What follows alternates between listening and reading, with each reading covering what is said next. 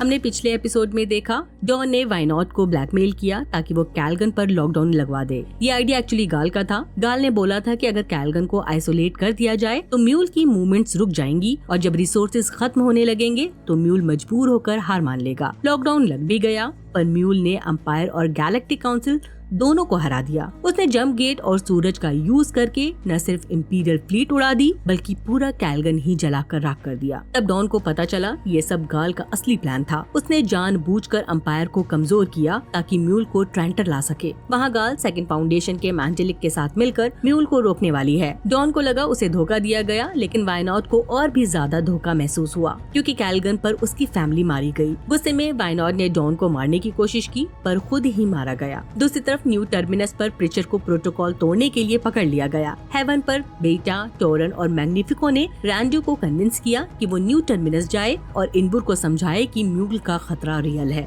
वहीं गाल को शॉक लगता है जब वो देखती है डेमेर्जेल उसे ढूंढते हुए क्लैरियन तक आ गई है। अब देखते हैं एपिसोड 6 में क्या क्या हुआ। डेमेर्जेल बताती है कि उसने डॉन के नैनाइट्स ट्रैक किए और इसी वजह से उस तक पहुंच गई। जब गाल पूछती है डॉन कहाँ है, डेमेर्जेल सीधा बोलती है कि डॉन मर चुका है उस एयरलॉक से जिससे गाल उसे निकालने वाली थी। पिछले हफ्ते लग रहा था कि डॉन बच जाएगा क्योंकि उसने स्पेस सूट पहना था, पर अब कंफर्म हो जाता है कि वो बचा नहीं। फिर डेमेर्जेल गाल से पूछती है कि डॉन ने उसके साथ ये मिशन क्यों किया। गाल जवाब देने के बजाय डेमेर्जेल को मारने की कोशिश करती है। ऑब्वियसली फेल हो जाती है और डेमेर्जेल उसका गला दबा देती है। वो तब छोड़ती है जब गाल उसके साथ कोऑपरेट करने के लिए तैयार होती है। डेमेर्जेल 2 चीजें जानना चाहती है। डॉन ने गाल के साथ क्यों कोलैबोरेट किया। हरी को कब से पता था कि डेमेर्जेल एक रोबोट है। तब डेमेर्जेल खुद ही रिवील करती है कि हरी हमेशा से जानता था कि वो इंसान नहीं है। इसी वजह से हरी उसके सिस्टम का सारा डेटा यूज कर पाया और साइको हिस्ट्री का बेस बनाया। गाल ये सुनकर कहती है अगर डेमेर्जेल हरी के प्लान पर पहले भरोसा करती थी तो उसे अब भी करना चाहिए। यानी गाल फ्यूचर शेप करने के लिए बहुत इम्पोर्टेंट है। वो ये भी रिवील कर देती है कि सेकंड फाउंडेशन एग्जिस्ट करता है ताकि प्रूव कर सके कि हरी ने उसे अच्छी तरह प्रिपेयर किया है ह्यूमैनिटी को फ्री करने के लिए। ये सुनकर डेमेर्जेल फाइनली गाल का गला छोड़ देती है क्योंकि अब उसे समझ आ जाता है कि जो एनॉमली उसके मैथ्स में आ रही थी वो एक्चुअली सेकंड फाउंडेशन है। डेमेर्जेल और गाल की बात अब मैंटेलिक्स के पावर्स पर आ जाती है। गाल समझाती है कि जो मैंटेलिक होते हैं जैसे सेकंड फाउंडेशन वाले, उनके पास सुपरनैचुरल दिमाग की पावर्स होती हैं, लेकिन म्यूल उनका एक गलत वर्जन है, एक मैलिग्नेंट फॉर्म जो उन्हीं पावर्स का गलत इस्तेमाल करता है। गाल ये भी बताती है कि कैल्गन पर जो इनक्लोजर फेल हुआ वो एक्चुअली एक कैलकुलेटेड रिस्क था म्यूल को हराने के लिए। डेमेर्जेल को समझ नहीं आता कि उसने ये सब प्राइम रेडियंट से क्यों नहीं देखा। तब गाल पॉइंट करती है कि म्यूल और वो खुद आउटलाइनर्स हैं, मतलब नॉर्मल ह्यूमन प्रोग्रेस के मॉडल में फिट नहीं बैठते। इसलिए प्राइम रेडियंट ग्लिची हो जाता है जब उन्हें ह्यूमैनिटी के फ्यूचर का पार्ट माना जाता है। फिर गाल अपनी एबिलिटी के बारे में बताती है जिसमें वो फ्यूचर देखती है। जैसे उसने विजन देखा था जिसमें म्यूल उसे टॉर्चर करके सेकंड फाउंडेशन के बारे में जानने की कोशिश कर रहा था। रीजन ये है कि गाल भी स्पेसर्स की तरह टाइम को नॉन लीनियर तरीके से देख सकती है, मतलब वो प्रेजेंट के साथ साथ फ्यूचर और पास्ट का भी एक कंबाइंड सेंस रखती है। यहीं पर डेमेर्जेल थोड़ा शक जताती है और कहती है प्रूफ दो, मतलब वो गाल की फ्यूचर देखने वाली बात पर यकीन नहीं करती।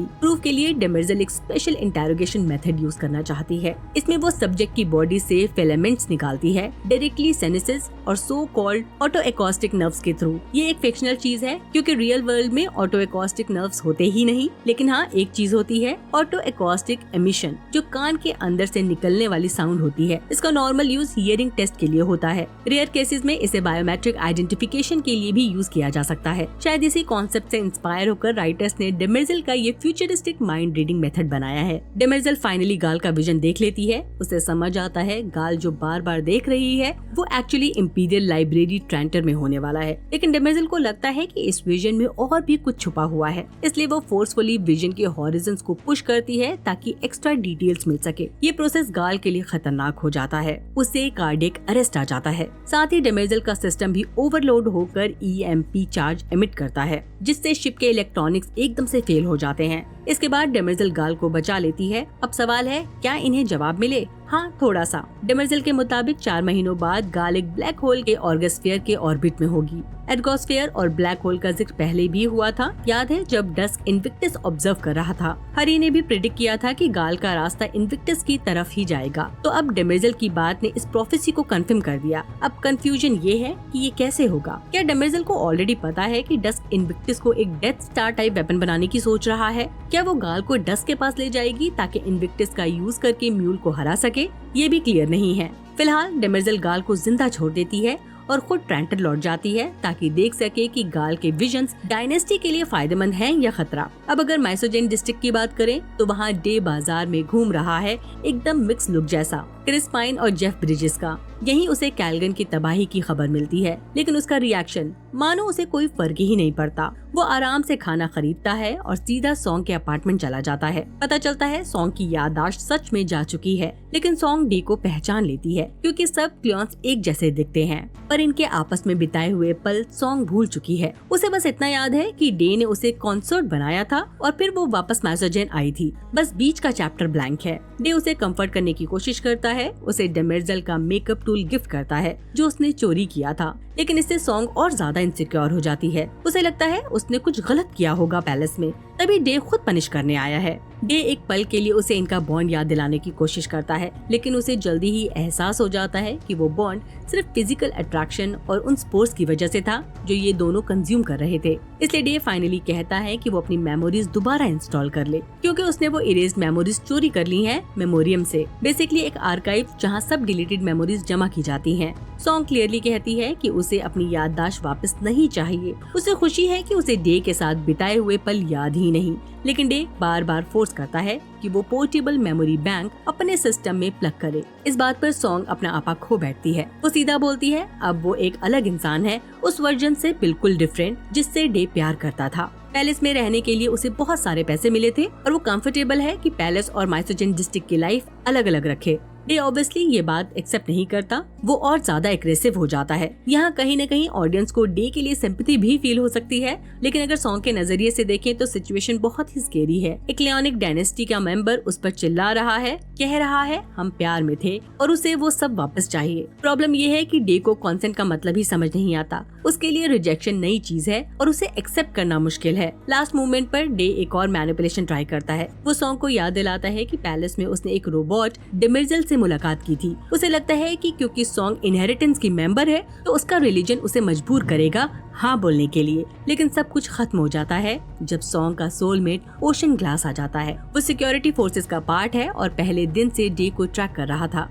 ओशन ग्लास एक इलेक्ट्रिक बोल्ट गन से डे के चेहरे पर शूट कर देता है। वहीं म्यूल अपने एक विजन के बारे में वेंडैक से बात करता है। उस विजन में वो एक लड़की का चेहरा बार बार देखता है। जब वो प्रीचर के दिमाग में घुसता है तब उसे फाइनली समझ आता है कि वो लड़की गाल है। मतलब अब उसके लिए क्लियर है कि उसे अपनी जिंदगी बचाने के लिए गाल को हर हालत में खत्म करना होगा। जब म्यूल बोलता है कि वो किसी और के सपने पहन रहा है तो इसका मतलब हो सकता है कि वो असली म्यूल है ही नहीं, शायद वो असली म्यूल का एक पपेट हो।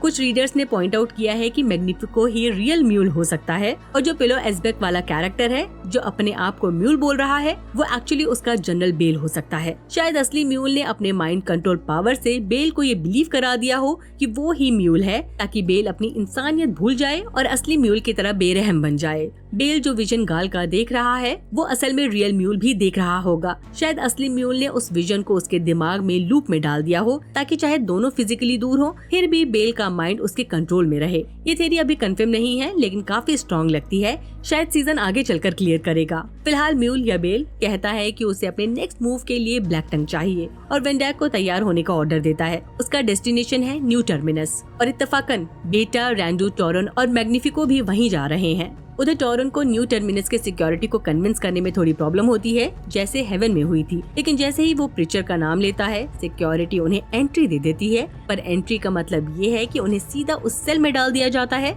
जहाँ प्रीचर लॉक्ड है। प्रीचर और रैंडो फौरन एक दूसरे का गला पकड़ लेते हैं क्योंकि हेवन में जो फाइट हुई थी वो यहाँ कंटिन्यू होने वाली है। फिर इन्हें रियलाइज होता है कि इनबुर को समझ नहीं आ रहा कि म्यूल से कैसे डील करे, इसलिए वो डिसाइड करते हैं कि मैग्निफिको का यूज करके फाउंडेशन और ट्रेडर्स को एक किया जाए ताकि म्यूल के खिलाफ सब एकजुट हो जाएं। ये टास्क काफी मुश्किल है। काफी बहस के बाद इनबुर फाइनली मान जाता है। मैग्निफिको को इंस्ट्रूमेंट प्ले करने के लिए अलाउ किया जाता है, वो भी फाउंडेशन के इम्पोर्टेंट मेंबर्स के सामने, ताकि देखा जा सके कि उसकी परफॉर्मेंस का असर कितना है। मैग्निफिको का परफॉर्मेंस सबको हैरान कर देता है। अब सबको एहसास होता है ये इंस्ट्रूमेंट और इसका प्लेयर म्यूल के खिलाफ होने वाले मुकाबले में एक अहम भूमिका निभाएगा। इन सब के दौरान इक्लिप्स होता है और डिजिटल सेल्डन वॉल्ट से बाहर निकलने की तैयारी करता है। उधर इनबुर प्रीचर से इग्निस टिप के बारे में पूछताछ करता है, लेकिन इनबुर को एक्चुअली पता नहीं कि प्रीचर इग्निस गया था। बस उसे शक है कि प्रीचर फाउंडेशन के लिए काम नहीं कर रहा। जब इनबुर क्लैरिटी मांगता है, प्रीचर सिंपली कहता है कि जो भी वो कर रहा है वो सेल्डन के प्लान के मुताबिक है। इनबुर उसे थोड़ा टॉन्ट करता है, कहता है कि डिजिटल सेल्डन जब वॉल्ट से बाहर आएगा तो प्रीचर उससे मिल नहीं पाएगा, क्योंकि वो इनबुर के साथ अपनी बात शेयर नहीं कर रहा। प्रीचर को ये काफी फ्रस्ट्रेटिंग लगता है, पर उसके हाथ बंधे हैं। एपिसोड के आखिर में न्यू टर्मिनस के इम्पोर्टेंट लोग डिजिटल सेल्डन से मिलने वॉल्ट में जाते हैं, लेकिन मीटिंग उतनी एक्साइटिंग नहीं होती जितना वो एक्सपेक्ट कर रहे थे। डिजिटल सेल्डन अपनी प्रोग्रामिंग के हिसाब से फाउंडेशन, अंपायर और ट्रेडर्स की हिस्ट्री के बारे में घुमा फिरा कर बातें करता है, जैसे पूरी गैलेक्सी एक यूटोपियन जगह बन चुकी है। लेकिन जैसे ही टॉरन म्यूल का नाम लेता है, सबको समझ आता है कि सेल्डन के लिए सिचुएशन हैंडल करना मुश्किल है। उधर म्यूल न्यू टर्मिनस के ऑर्बिट में आता है। वो प्लैनेट के डिफेंस फोर्सेस के दिमाग को मैनिपुलेट करके उन्हें एक दूसरे पर अटैक करवा देता है। ये देखकर डिजिटल सेल्डन गायब हो जाता है और वॉल्ट के अराउंड नल फील्ड एक्टिवेट कर देता है, जिससे सबको फौरन बाहर निकलना पड़ता है। इस वजह से कई लोग अनकॉन्शियस हो जाते हैं और बैटल में कई लोग मारे जाते हैं। डेमेर्जेल के थ्रू गाल को ये सब पता चलता है और प्रीचर से कांटेक्ट करने की कोशिश करती है। टॉरन, बेटा, रैंडू, इनबुर और बाकी लोग बड़ी मुश्किल से सरवाइव कर पाते हैं। अभी तक ये नहीं मालूम कि मैग्निफिको का क्या होगा। व्यूअर्स ने नोटिस किया है कि माइंड मैनिपुलेशन तभी बड़े स्केल पर होती है जब मैग्निफिको प्रेजेंट हो। जब वो नहीं होता, म्यूल को अपनी फोर्सेस यूज करनी पड़ती हैं। मतलब ये पॉसिबल है कि मैग्निफिको ही असली म्यूल हो। जो कुछ भी उसने कहा, मैं म्यूल के लिए काम नहीं कर रहा, फाउंडेशन के लिए काम कर रहा हूँ, वो शायद झूठ हो। मैग्निफिको मासूम लगता है, लेकिन क्या उस पर भरोसा करना सेफ है? शायद नहीं। देखना यह है कि मैग्निफिको और म्यूल के बीच क्या कनेक्शन है और म्यूल ट्रेंटर पर कैसे अटैक करेगा। ये तो आने वाले एपिसोड्स में ही पता चलेगा। इसी के साथ ये वीडियो यहीं खत्म करते हैं। मेरा वीडियो आपको कैसा लगा कमेंट सेक्शन में जरूर बताएं। अगर पसंद आया हो तो लाइक करें, चैनल को सब्सक्राइब करना न भूलें।